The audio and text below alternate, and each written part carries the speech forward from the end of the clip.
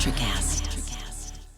In the dream sequence, she's almost angelic and she's got this long flowing hair. And then the version of her in this world is hair shaved, like much more of a badass. The film was composed of dream state and nightmare state and not really even reality. Welcome to today's episode of Generation Film, where two guys from the 20th century select a classic movie to show a panel of young film lovers to see if it still plays for today's generation. I'm Mark Netter. I'm a filmmaker. I'm an instructor at the Los Angeles Film School, and I am CEO and co-founder of ElectraCast Media. I'm David Taussig. I think I have seen every film that Terry Gilliam has ever made. And I'm Grace Chapman. I am an aspiring screenwriter and a film lover. Hello, my name is Olivia or Olive Goldberg, and I am a film and sociology major at Emerson College, and I'm super excited to be here tonight on your show. I also have my own podcast called Sonic Impact that I co-host with my dad, and it's the podcast where guests tell life-changing stories about the musical artists who most impacted their lives. So if you're a music lover like I am, please check it out. I'm going to have to catch that too. Yeah, that sounds so cool. We all love music, right? Mm-hmm. Yeah, but it's incredible stories where people are actually meeting musicians and their lives changed by Elvis Costello. I mean, crazy stuff.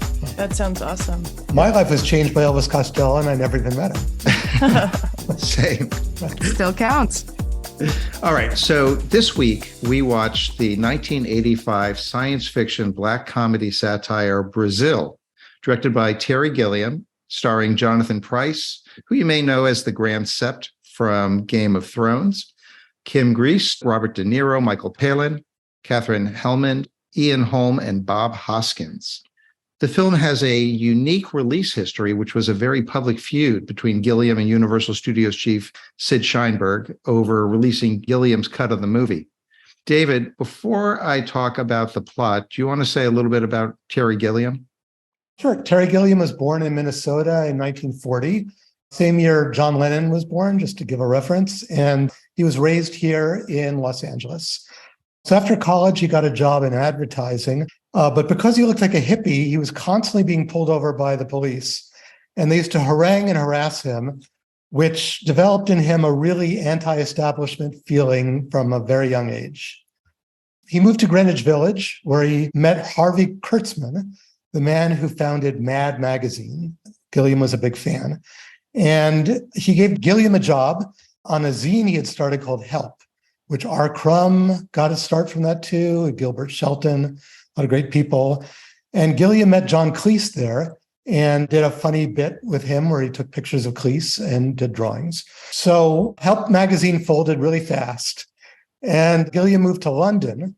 This is in the mid-60s now, where he got a job as an animator for a children's TV show called Do Not Adjust Your Set. And some of the people on that show were Michael Palin, Eric Idle, and Terry Jones. And in 1969, as I'm sure all you Python fans know, they formed Monty Python's Flying Circus. Gilliam was one of the 6 members of that troupe. And his job was to make the animations that would tie all the sketches together, because the other comedians didn't want to have beginnings and they didn't want their things to end with a punchline. They wanted something more freeform and anarchic. So they needed that. The TV show only ran 3.5 seasons, but it led to movies. So when Monty Python and the Holy Grail was conceived, Terry Jones decided that he wanted to direct the actors, a thankless job when it came to directing the other Pythons. And Gilliam had maybe an even worse job, which was taking on the visual direction and the production design. They had a budget of £175,000. Gilliam continued. He did Jabberwocky. And then he did a short for Monty Python's Meaning of Life, which was called The Crimson Permanent Assurance.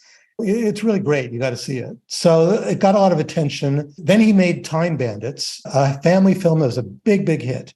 So this was his chance to make the film he had been dreaming of for almost a decade, which he was calling 1984 and a half.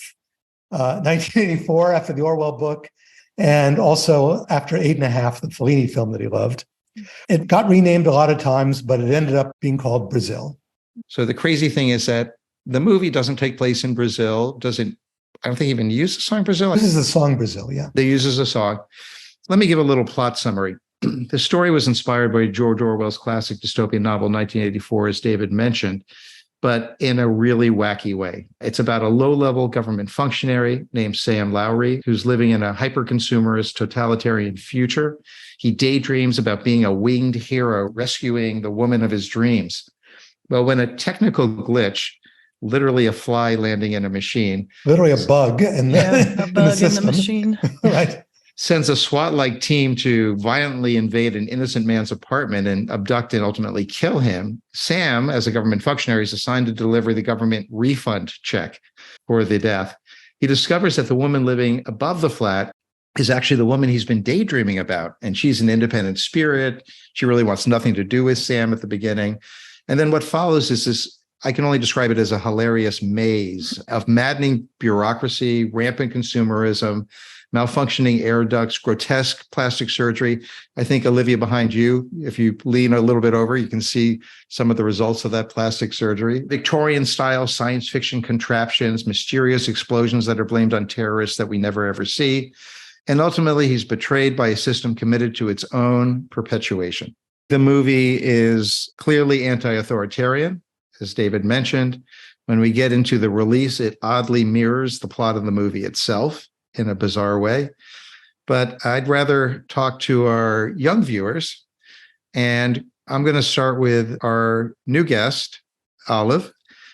What was your take on this after seeing Brazil?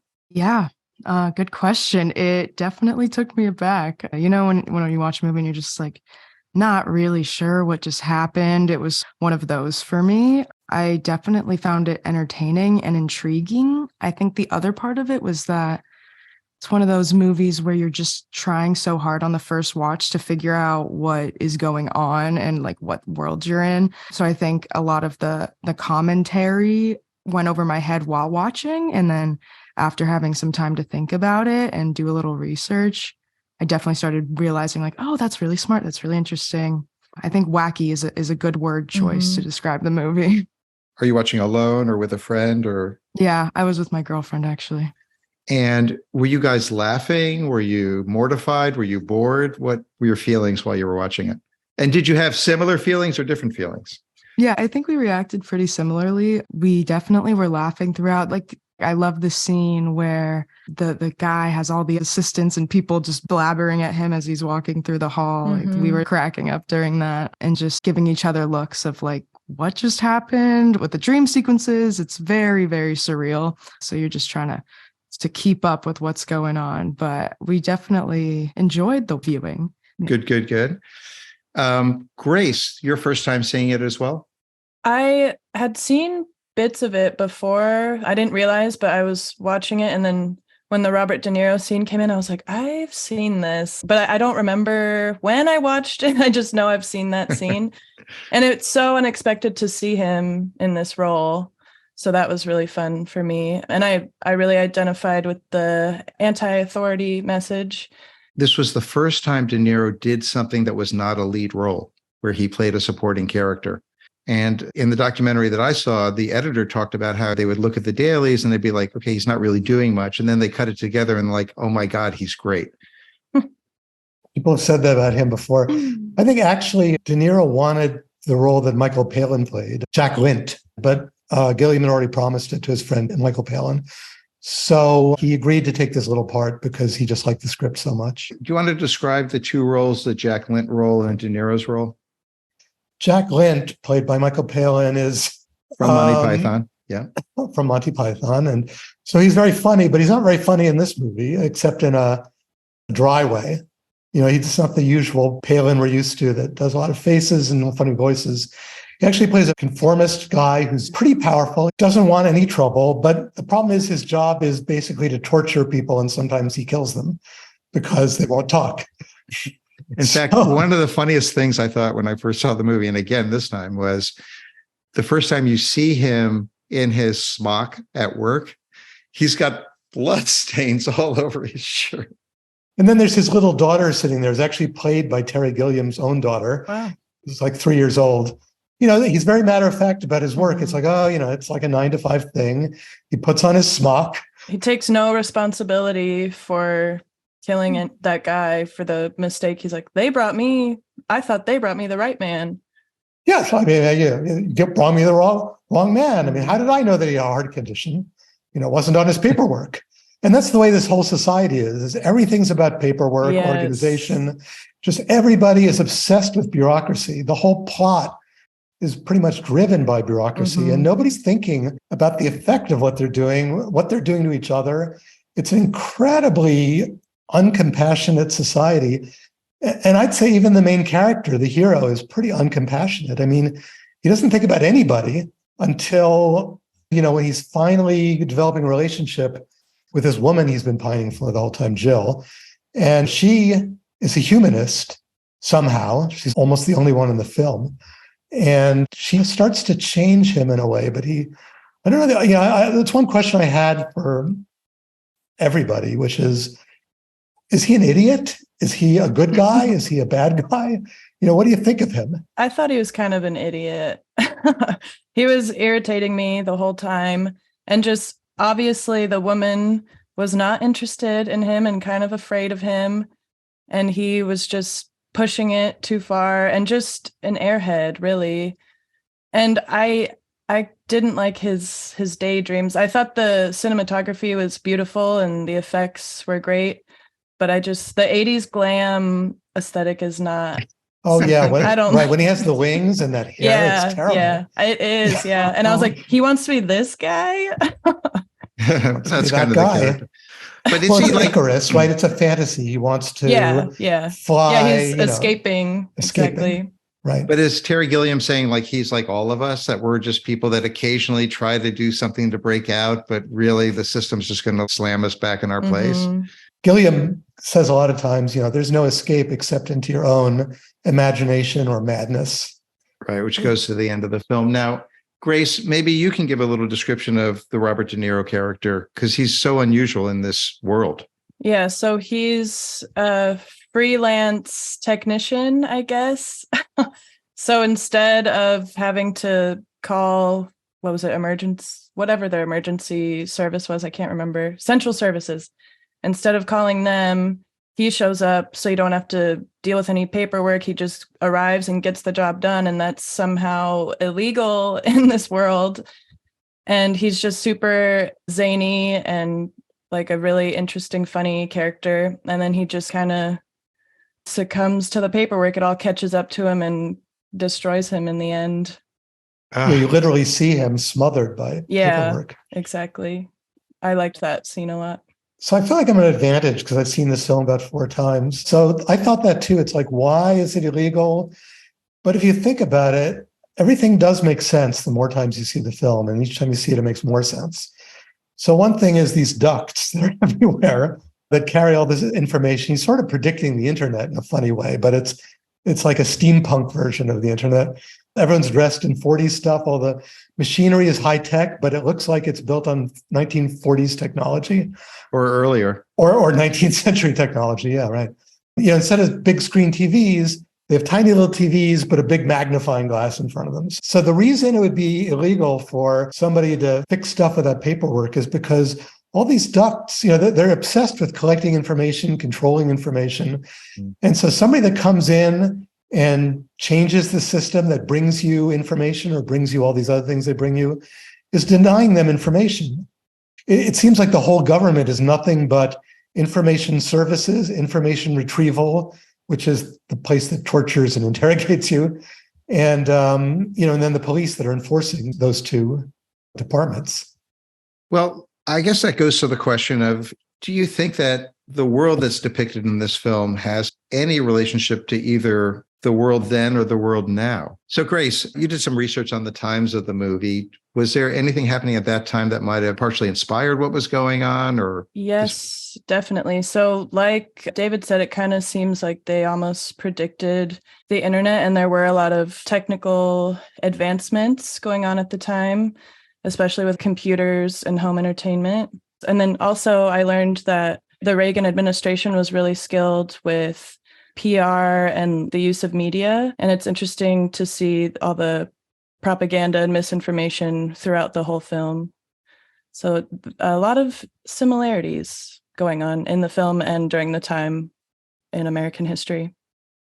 Really interesting. And considering it was released the year 1984, which is Right. emblematic of dystopian society, there's something there.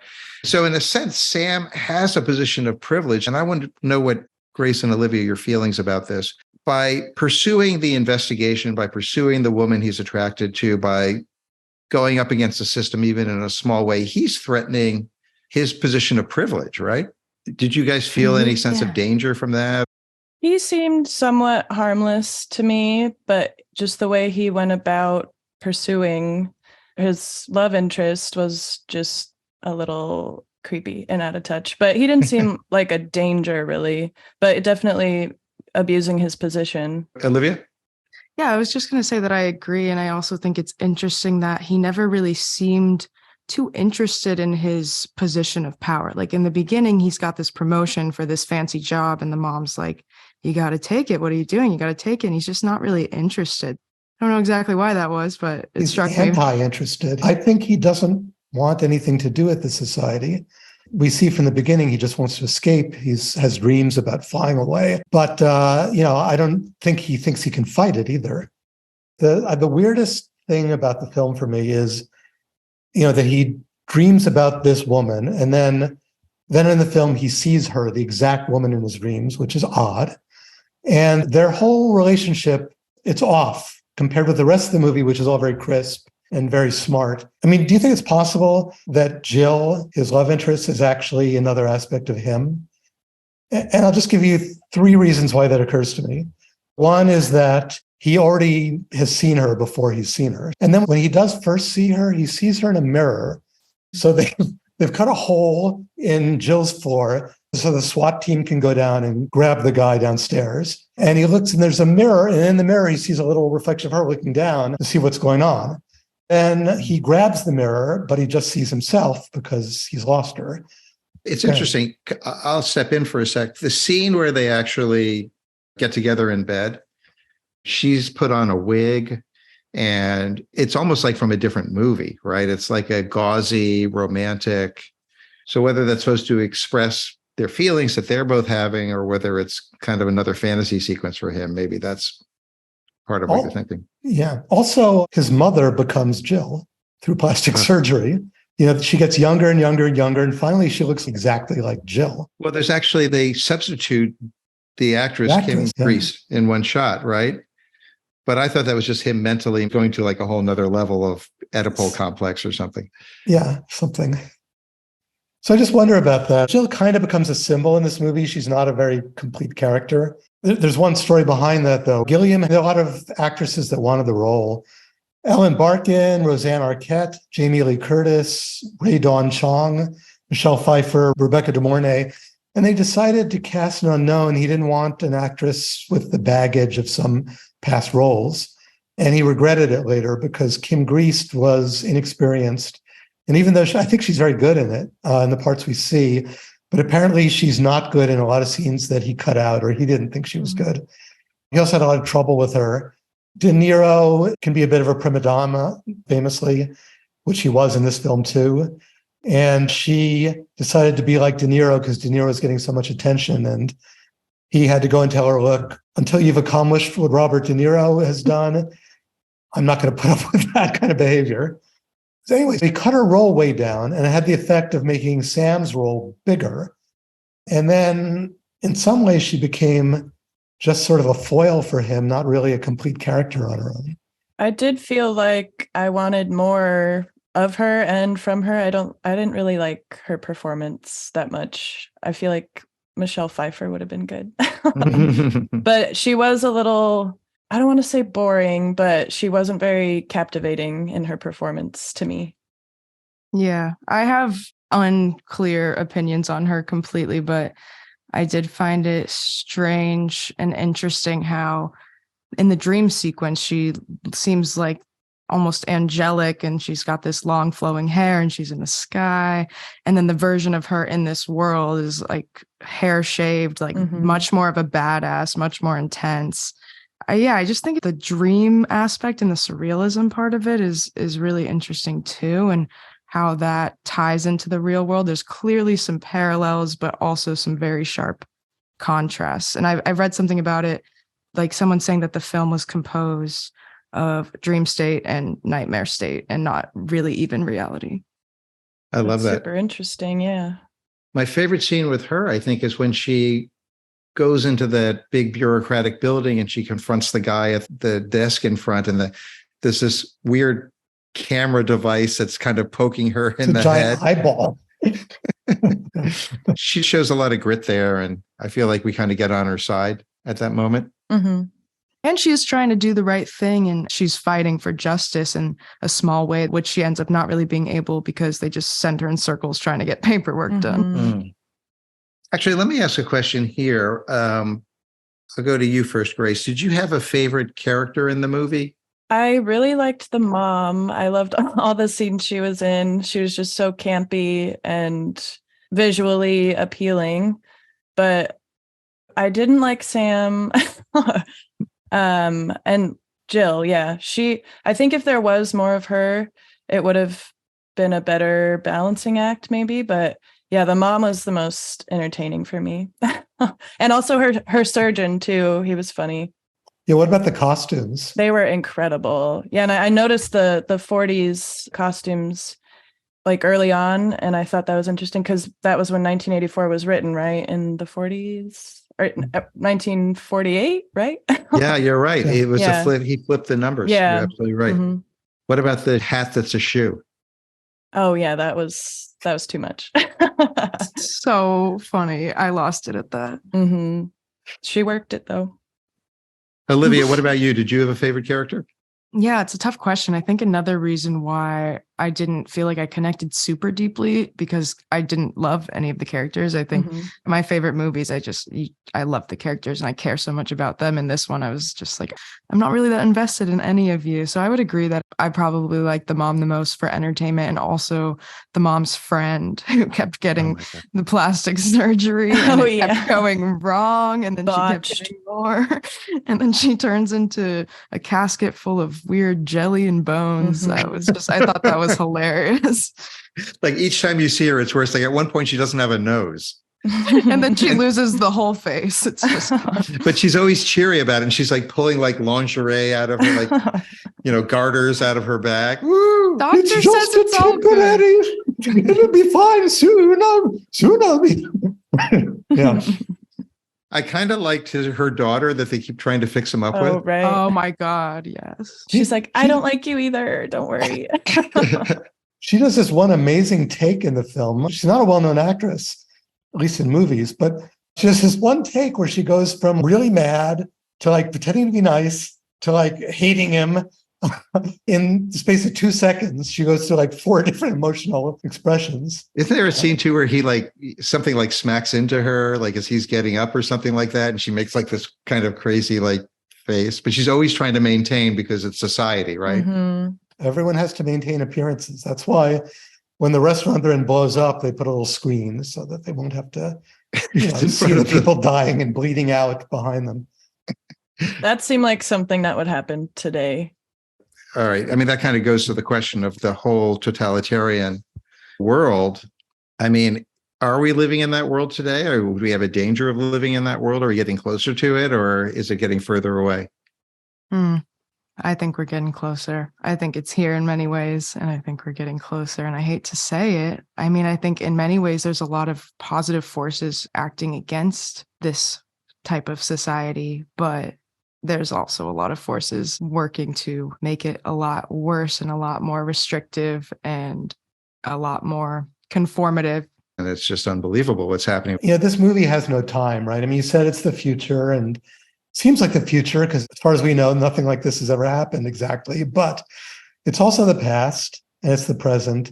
And I feel like that's not on purpose. I think this comes out of his experience growing up in the 60s. Orwell felt like this in the 40s. I think this is pretty much an eternal struggle. Yeah, that's what the system does. It forces you to conform in order to literally survive.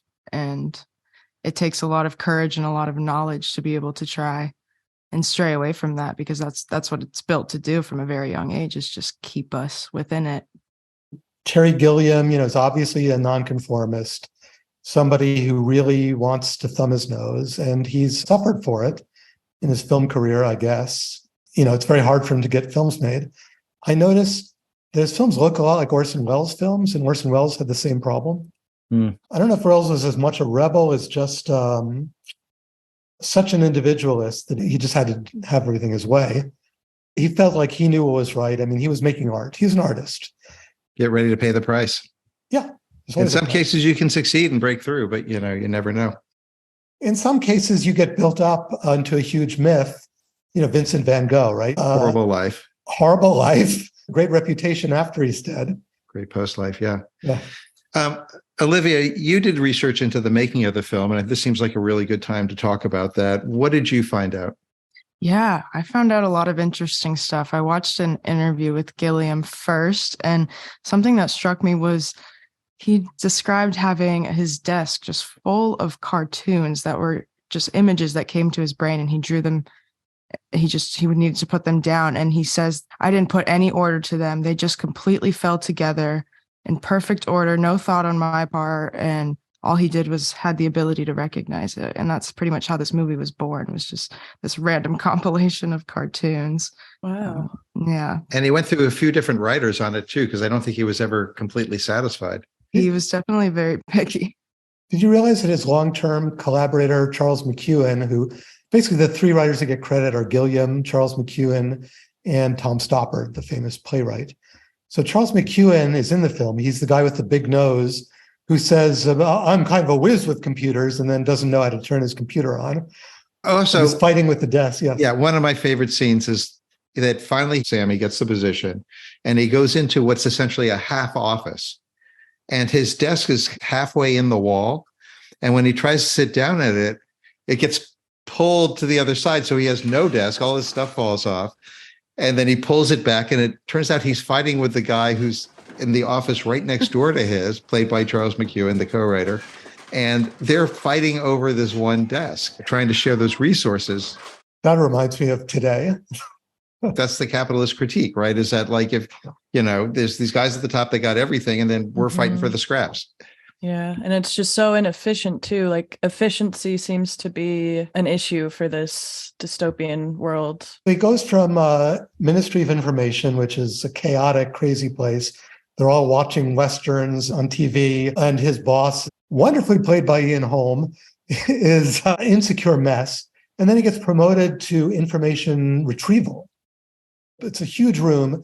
I think the only room in the whole film that doesn't have ducts wrecking it. And he steps in, he says, oh, hi, the man behind the desk says, we know who you are. He says, oh, we're information retrieval. The elevator is ready for you. And then when he gets up into his office, like you say, it's a half an office. There's just as much chaos upstairs where you don't see it. And there doesn't seem to be anybody in charge of anything. I mean, like, who's the villain in this movie and who's in charge? Well, you don't see the oppressor around you. So I think that was intentional to not have like a singular villain, really. I got another question for Olive and Grace. We talked about characters, and we've talked about a bunch of different scenes, but are there any particular favorite scenes in the movie for each of you? I don't know if I would say that this is my favorite scene, but those creepy things, the forces of darkness, I think they were called, those creepy little baby mask things. I just thought that was so weird, and it just very much etched into my mind permanently, I believe. What do you think the point was of the baby masks? I read something interesting about it when I was doing some research. They were not able to really complete his vision. He had very specific drawings, but what he was kind of going for, well, first it was inspired by a mask that his mother had given him, which I think is weird. And he wanted it to be like an infant, but also decaying, to represent both the beginning and ending of life. Nice. And it becomes very prominent in the big final scene, which was shot inside of the cooling tower of a nuclear reactor. Actually, it's the cooling tower for a coal-powered electric plant that was built in about 1948. In the documentary, I think I said that it was a nuclear power plant. No, it's funny because those cooling towers, they look like nuclear power plant towers. But no, it's the Croydon B complex, which is in the south of London, believe it or not. And it had been decommissioned right before they started shooting the film in 1984. And it was a coal-powered plant. Essentially, it's this huge dome, like a huge round room. And in the very center of it is where the information extraction is going to happen, with Michael Palin coming in wearing the baby mask. And the only way you could get to this was through these very kind of narrow walkways where literally they could have fallen off either side. Really dangerous. It's like a 17-foot drop. So there's one track that was wide enough for like a camera to dolly on, but all the rest were like 9 inches, and actors had to stand on them. And at the end, in the rescue, these stuntmen rappel down 35 feet and they have to land on these 9-inch wide slats. So most of this is practical effects, right? It's not heavy CGI. Not that, no. Well, there's no CGI. So George Lucas had CGI with Star Wars and all that. But this film was made for $14 million. And it's a huge, huge film. The production design is insane. It's amazing that he got it in on budget, but he actually did get it in on time and on budget. That actually led to the issues with the release. Before we get there, I wanted to mention one other thing that Grace, in particular, I thought you might be interested in. And Olive, I don't know, have you seen Charlie Chaplin's Modern Times, which we reviewed on episode 2? Mm-mm. Grace, did you notice any of the Modern Times references? No, I'll have to check it out. Yeah, there's a breakfast scene early on where there's machines are making breakfast and dropping the toast. And then the coffee maker spins over and actually ends up soaking the toast. None of it was working. Yeah. And then there's the bucolic scene, which kind of mirrors the end of Modern Times. Sam and Jill have escaped to the countryside, and they're living in this little cottage in the middle of the woods. And I was thinking, this guy's seen as Chaplin. Mm-hmm. That makes a lot of sense. That little home is the only other space that doesn't have ducts in it. They've escaped. Sure. And those are movies that are about 50 years apart. So the release of the film was really fraught. What happened was 20th Century Fox had international rights, and they had released the Terry Gilliam cut, which was 2 hours and 21 minutes. He was contractually required by Universal for domestic to deliver, I think, a 2 hour and 5 minute cut. But when the executives saw the movie, they were not only unhappy with the length because they wanted to get more screenings in at night, but they were really unhappy with the ending, because the ending is not 100% unhappy, but pretty damn close, right? Basically says the only escape is in your dreams from a totalitarian society. And they had test screenings that were disastrous. I'm sure they were doing the typical test screenings with broad audiences. And a couple of the guys at Universal said, this is a specialty film. It's an art house film, but we don't release art house films. We release big films. And the head of Universal, Sid Sheinberg, said, there's so much good stuff here. Let's make it a happy ending where love conquers all and cut it down. And so without Gilliam's consent, Gilliam had final cut as long as he delivered it on time. But he thought, like, what's 10, 15 minutes between friends, right? But the studio was adamant about it. So they did a recut, a 96-minute version, so literally 45 minutes shorter, where it ends with the happy ending of them in the bucolic, paradise. And that was actually shown on TV. But Gilliam was desperate for them to release his version, and Universal wouldn't do it. And so what he started to do was to have clandestine screenings for like college students, and then at one point for the Los Angeles film critics.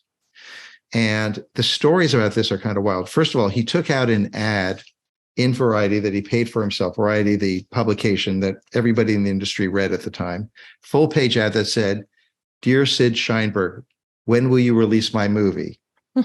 Terry Gilliam." And so he made it personal. And Sheinberg was always a behind the scenes guy, totally upset. He was the head of Universal Pictures, a legendary guy, really upset about this, right? And so they tried to have a screening at USC, and the lawyers from Universal stopped it. They said, you can show a clip, and Gilliam is literally talking to the students while fielding calls from his lawyer, who's talking to the lawyer. And he's telling the students, this is how the movie business really works. This is what you really do. You only spend a little time on set. Then they can't show it at USC, but the students are totally in favor, right? Later that night, they go to Cal Arts. And again, they're allowed to show a clip. And he says, well, I'm going to show a clip as the whole movie. Now, Cal Arts, the school that was started by Walt Disney. And most of the people who are in Pixar today went through Cal Arts. Yeah. Wow. And Tim Burton, a lot of great people went through Cal Arts, and John Lasseter. And it was an incredibly hot room. There was no air. People were stacked on top of desks, on top of each other. And the students, of course, loved it. And they loved the anti-authoritarian thing. And then they screened it for the Los Angeles film critics in the back room of the Los Angeles Gun Club. Swear to God. Oh my So God. the film critics had never seen a movie in the Los Angeles Gun Club, and they're in the back of it. There's no guns there, right? And it's a small room, not like a big movie theater.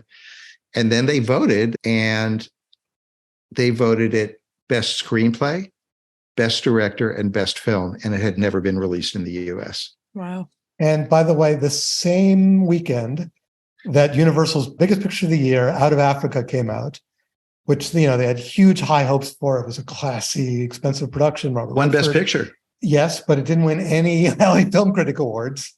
So, Right. And those came first. So it won nothing. And they were like, oh, we better release Brazil. So they released Brazil, and it did, I think, $4 or $5 million in the box office. And they said it, they basically, when all was said and done, they made back their money just.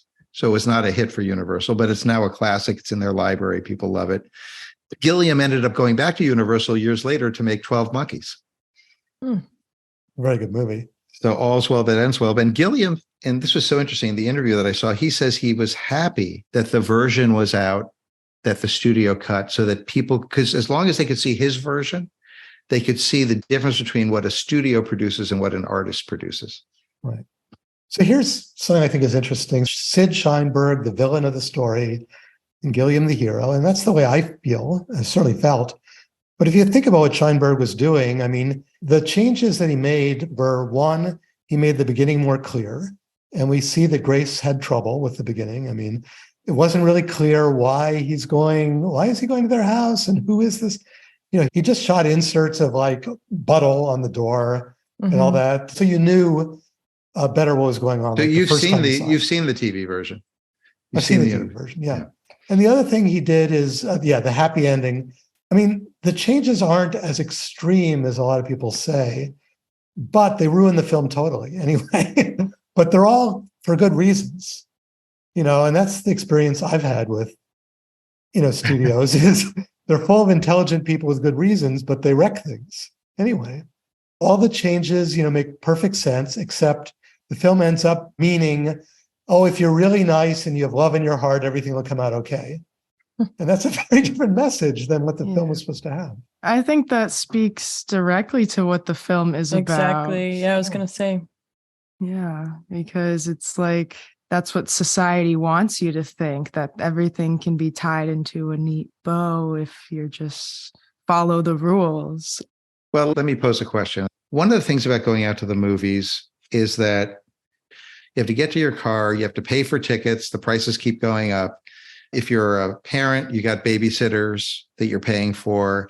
If you're going to have dinner with that, even if it's fast food these days, $100, $200 to $150 to go to the movies with everything in, not unusual, right? Do you want to go to a movie and come out having been disturbed and troubled? Or do you want to come out feeling lighter and happier? And even though the characters may have gone through hell and you learned a little bit of a lesson about life, at the end, you kind of feel the love or home or family or comfort. Question for you guys. This is such a hard question. You can go ahead. Yeah, because there's a time and a place for both. But I think the most impactful movie theater experiences are when the movie is disturbing. I can watch the uplifting ones at home, but I like movies that have messy endings, don't make you feel happy, but they invoke something disturbing because it's just a stronger feeling. I don't know. And I think the ending for this worked really well. It felt right. Yeah. The happy ending would have been that's not right.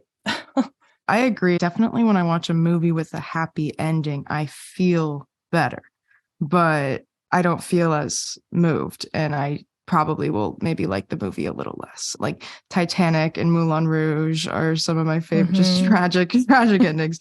Also, like Get Out is one of my favorite movies, but I do love that ending because it is a relief. Like after going through hell in that movie, then you're like, oh, thank God. And I don't know if you guys know, but there's also an alternate ending that was made to Get Out where he ends up in jail. And I watched that and I was like, yeah, I like the original better. This is too sad. So I do think it can depend, because dark endings can be warning signs that are really impactful, but they can also be really hopeless sometimes. And I think Get Out benefited from that hopeful ending. Like we're not completely doomed. So yeah, that's why I said it's a hard question. I think it can depend. Such an interesting question about Get Out. They reshot that ending.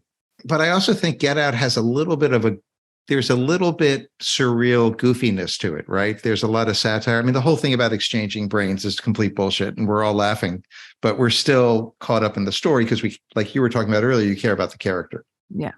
Right.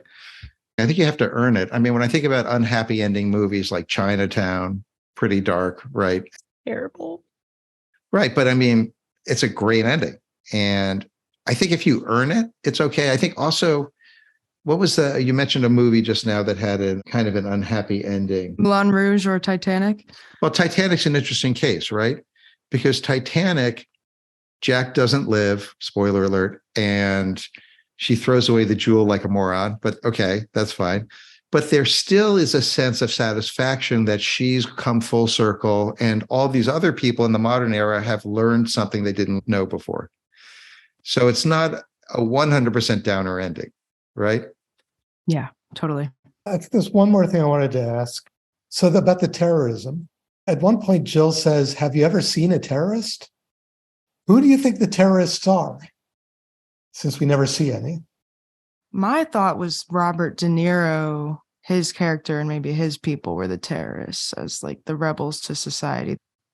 I was thinking maybe like an inside job. Maybe it's the government. I was going more that direction. Yeah. But, it's interesting you say De Niro, because De Niro is one of the only heroic characters in the movie. Jill's a little bit heroic, but she's sort of powerless. And I would also argue that we don't really know that De Niro dies at the end. That whole paper thing is part of his fantasy. So De Niro can be a mythic hero that lives on. But, is he really helping people? I mean, so he's fixing the air conditioning. And meanwhile, they're all in danger of being found out by information, services. It's a very trivial thing, the air conditioning. Mm-hmm. Yeah, but the government doesn't take it trivially, right? I mean, this whole film starts out because they want to kill Tuttle, but they get Buttle. I want to make an argument that what De Niro does is heroic because the thing that he's doing is making people's lives better. This air conditioning is essentially life, right? It's the air that you breathe. And I think what's kind of the goofy fun part of his heroics is that, yeah, he's not killing bad guys or beating back the government. He's just running around like your friendly neighborhood handyman, like Spider-Man. He's just being efficient. That's right. I want to say one thing about De Niro, because he's such a fascinating actor. Mm-hmm. And I've heard this from other directors who've worked with him. He's extremely nervous. I mean, he really prepares very carefully for parts. Even this little part, the script said his technical abilities are like a surgeon. And because of that line, he went and spent days observing brain operations. But because of that, he came up with those glasses with the lights in them. Oh. And that was his idea. So it yields stuff. And Gilliam said that the first day of shooting, De Niro was already in costume and made up by 4 a.m. Oh, my God. Yeah. He's just like endless takes over and over and over again. And just a lot of attention had to be paid to him. Olivia, what was the thing that you wanted to bring up that we hadn't covered yet? Yeah, I just wanted to say a little bit about what I found out about the special effects without CGI, because I thought it was really interesting, specifically the flying scenes. They meant to have Jonathan Pryce in a harness in the sky for the whole thing, but it was super uncomfortable and the shots ended up being a lot more complicated than they thought. So almost every single shot, they said, except maybe 2 of the flying scenes, is just a little 8-inch model that they had flying against a backdrop of the sky. And then fake clouds and like really bright lights pointed at the camera. If you watch some of them, you can see like these just really bright lights coming down. And they took hundreds and hundreds of shots, and any of them where you could see a wire, they just cut them. So, but I thought it was impressive that they could get any without the wires. Like, I don't know how they were able to pull these things off. And it's just amazing how creative that they had to be before computers. Mm-hmm. That's old Hollywood knowledge, or I guess it was done in England. So it's probably old Pinewood studio guys who know how to. So those flying sequences, they blew in steam for the clouds, and they had some cotton clouds also.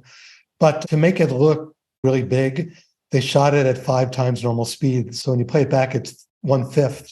It's really, really slow motion. And that's what gives it that kind of elegant grandeur, Dreamy. Yeah. I think it's time for us to give our final reactions over here. The 2 questions we always ask are, would you recommend this to a friend? And if so, which friends? All friends? Some friends? Would you recommend this to anyone?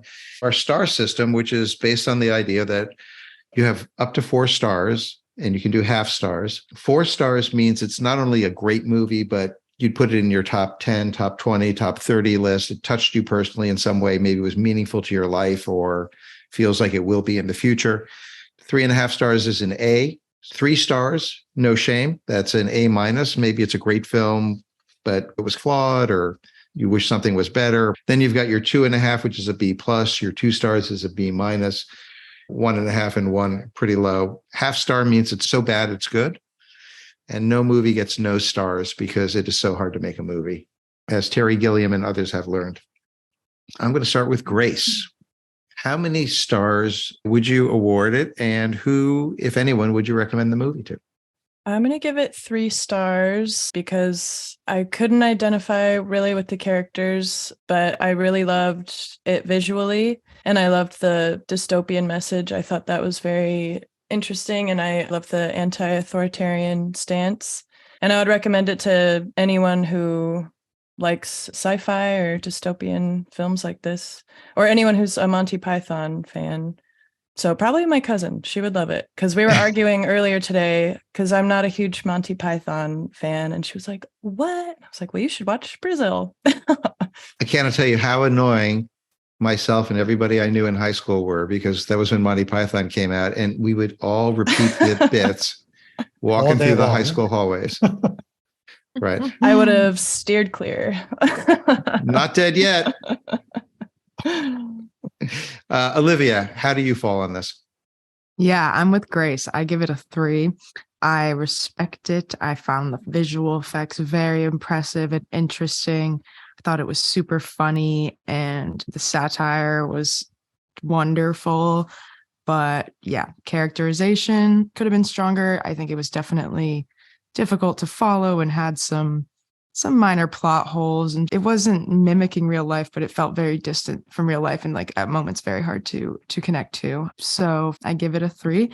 And I think I would recommend it to, I think it has to be someone who likes movies. An average non-movie fan probably might be confused.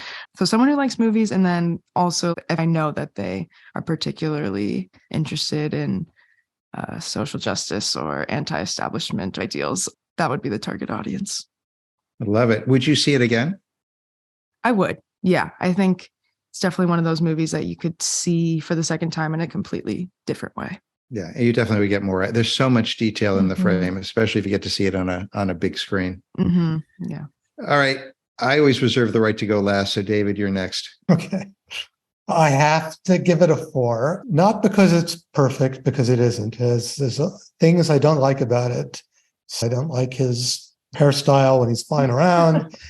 I thought maybe the flying around scenes went too long. Also, the end, the big chase to get out goes on too long for me. But first of all, I'm a huge Monty Python fan. I mean, when it came out in the United States, I was in high school, so I was just the right age. And like you say, me and my friends were all going around quoting Monty Python all day, and all the girls were steering clear.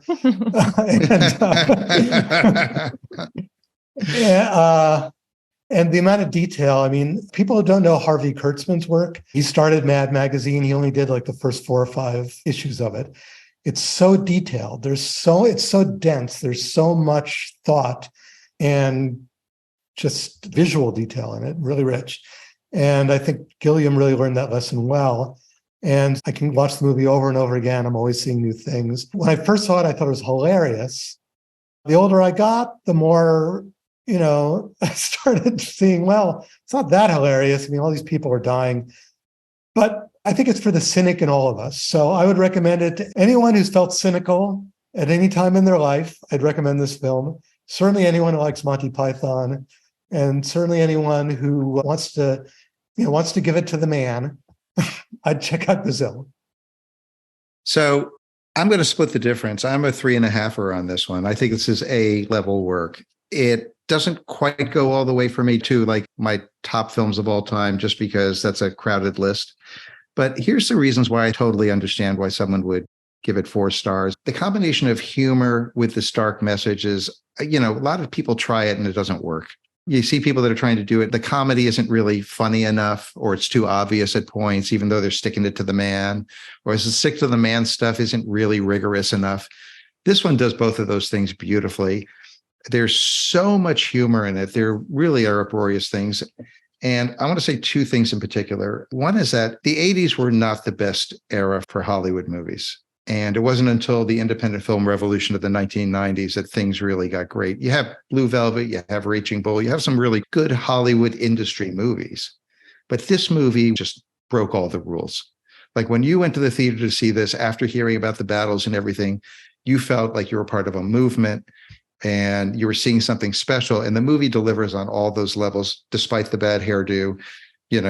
Most of it isn't really dated at all. There's a few moments, but not that bad for 80s movies. And then the last thing I think makes it an A-level film is it sticks the ending. It goes on a little bit long. I felt that this time, the whole chase. But when you come back out of the chase, and it leaves you with this feeling that in this kind of world, the guy who's your family friend or whatever, if he's part of the system, good luck. He's not going to save you if it's his ass on the line too. And the system will perpetuate itself. And at least we have our quote unquote hero smiling at the end as he's living in his dreams. These 2 torturers say, I think he got away from us. Even though it's a down ending, it's ironic down, right? So there's a little slight plus. And it just, it's so rare that a movie like this doesn't peter out at the end.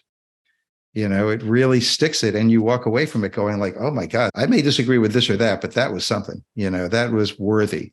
So bravo. I mean, I think it's his masterpiece. Yeah, it is. Although he made a couple of, I love The Fisher King and I love 12 Monkeys. Yeah. So The Fisher King is the most accessible Terry Gilliam movie, but that was a job. That's a movie that came to him, not a movie that he generated. But it's beautiful. It's beautiful and it's character-based. So it's very different than this. Yeah, if you 2 ever see The Fisher King, you'll relate to the characters. You'll love them. Mercedes Ruehl won Best Supporting Actress. Jeff Bridges is great in it. Robin Williams is great in it. It's fantastic. Awesome. And one thing about 12 Monkeys is Brad Pitt does a Terry Gilliam impersonation throughout the entire film. Oh, is he doing Terry? Wow. I think so. That's just my opinion. But I think if you look at the 2 of them, one after the other, and he is, I think.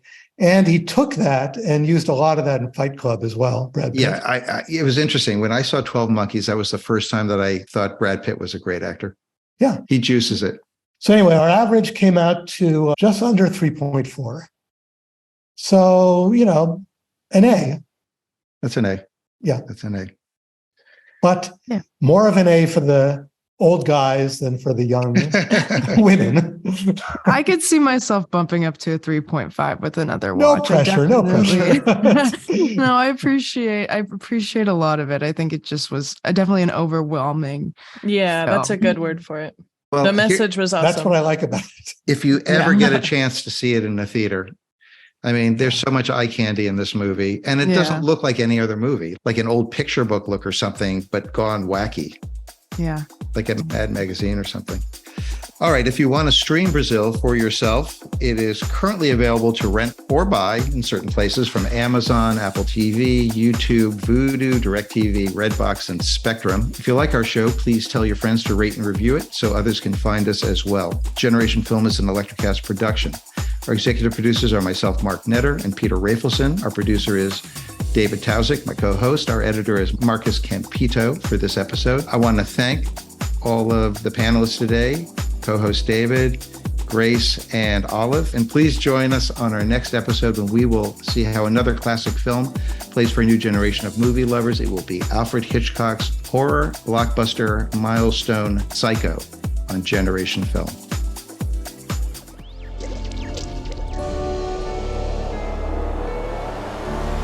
ElectraCast.